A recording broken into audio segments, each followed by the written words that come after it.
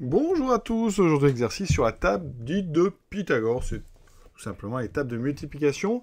Ici donc on va prendre un entier non nul, n, et on va dresser la table. Alors là comme exemple j'ai pris la table pour des multiplications des entiers de 1 à 14.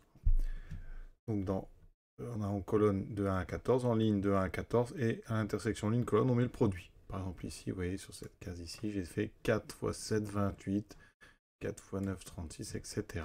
Objectif, eh bien, c'est de trouver quelle est la moyenne de tous ces entiers. Tous les entiers qui sont écrits ici, donc toutes les multiplications. Alors, ici, j'ai fait un exemple avec n égale 14, mais vous avez donc 14 x 14 entiers ici. Hein. Ils sont donc 196 multiplications. Donc, si on prend E à n, on aura n carré multiplication. Donc, pour faire la moyenne, il va falloir faire la somme de ces n carrés entiers est divisé par le nombre total, c'est-à-dire divisé par n carré. Donc ici, on a un travail de somme. Donc comment faire la somme de toutes les multiplications possibles ici, de toutes celles qui apparaissent dans cette table qu'on appelle la table de Pythagore.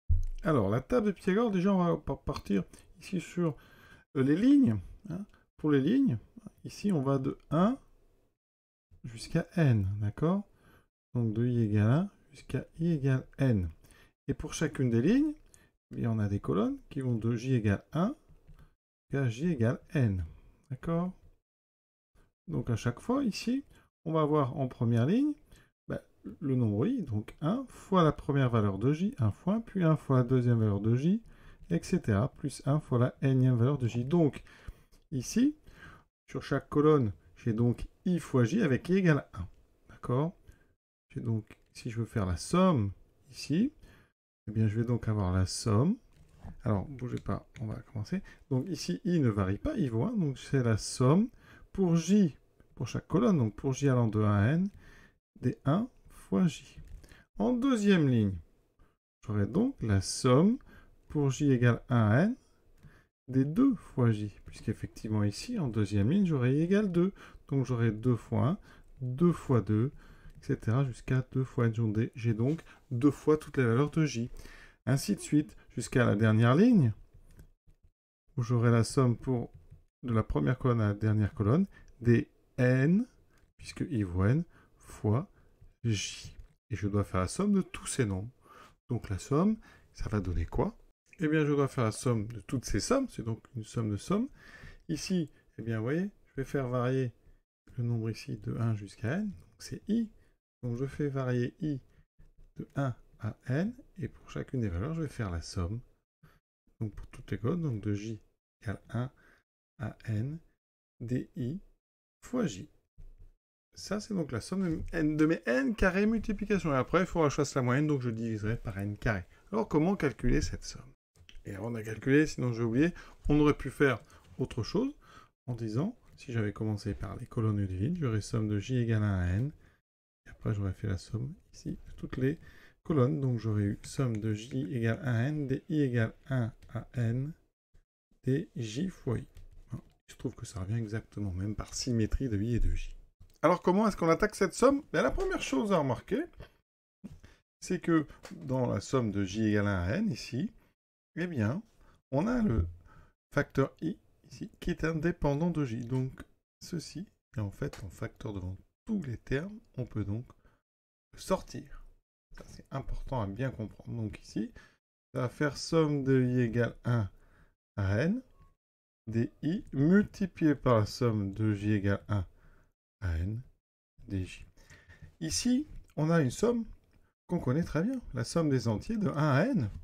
Hein, alors, on la connaît plus avec la lettre peut-être i, mais sinon, la somme de j égale 1 à n dj, c'est donc 1 plus 2 plus 3 plus 4, etc. jusqu'à n. Et on sait que c'est n fois n plus 1 sur 2 à connaître absolument par cœur. Donc ici, eh bien, on a la somme di égale 1 à n, dn fois n plus 1 sur 2, multiplié ici par i. Alors, je le mets devant. Et ce nombre-là, il est indépendant de i. Il est donc en facteur devant tous les termes de cette deuxième somme. On peut donc lui aussi le mettre en facteur et le sortir de la somme.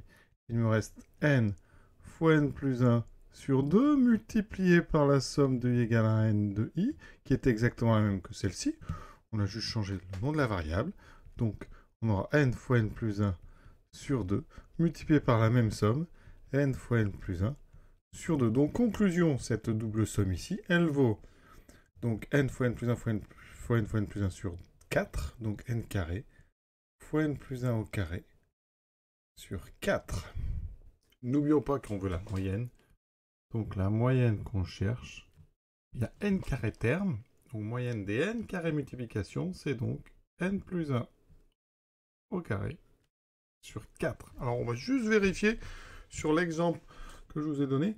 Donc, ça, c'est la moyenne pour, donc, de 1 à n, d'accord? Alors, si je regarde la moyenne donc, pour 14, je devrais trouver donc 15 au carré sur 4, c'est-à-dire 225 sur 4, c'est-à-dire donc 56, il me reste donc 56 sur 25. Vérifions donc avec un tableur. Donc vous voyez que j'ai fait la somme ici par colonne. Ici, j'ajoute toutes les lignes. Je trouve une somme totale de 11 025 et divisé par, donc ici, n carré, donc 196, ça donne 56,25. Donc ça corrobore ce qu'on vient de trouver. Voilà, on va s'arrêter là pour cet exercice. Alors, il y a d'autres façons de le faire. J'ai choisi celle-ci. J'espère que ça vous a plu. À très bientôt.